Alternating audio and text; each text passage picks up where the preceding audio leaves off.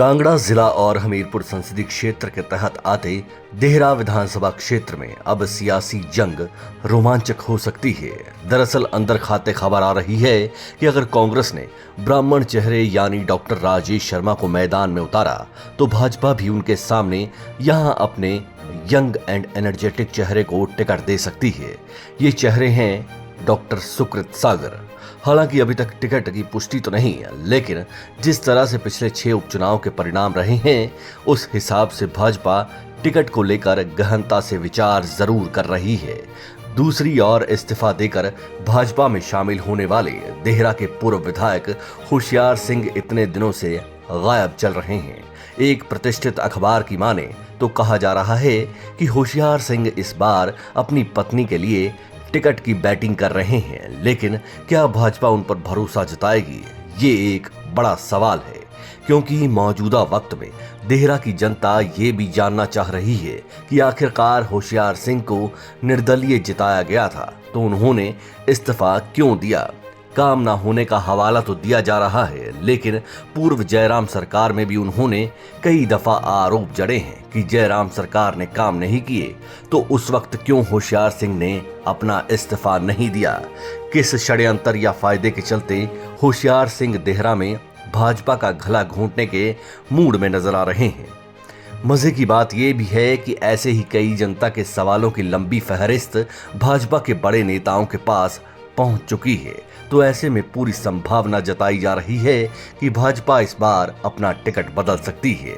अगर ऐसा हुआ तो इस बार भाजपा अपने पुराने नेताओं को छोड़कर युवा और एजुकेटेड नेता सुकृत सागर को आगे ला सकती है।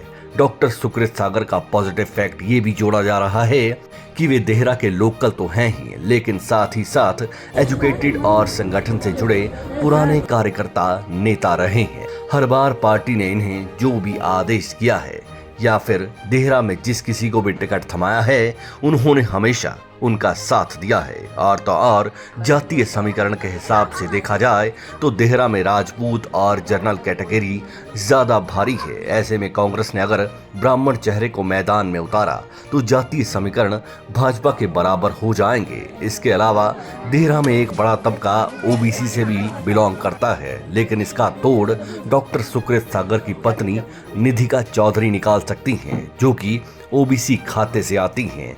यानी ये कहा जाए कि जाति समीकरणों में सुकृत सागर के नाम पर भाजपा के पास कई तोड़ रहेंगे तो भी गलत नहीं होगा।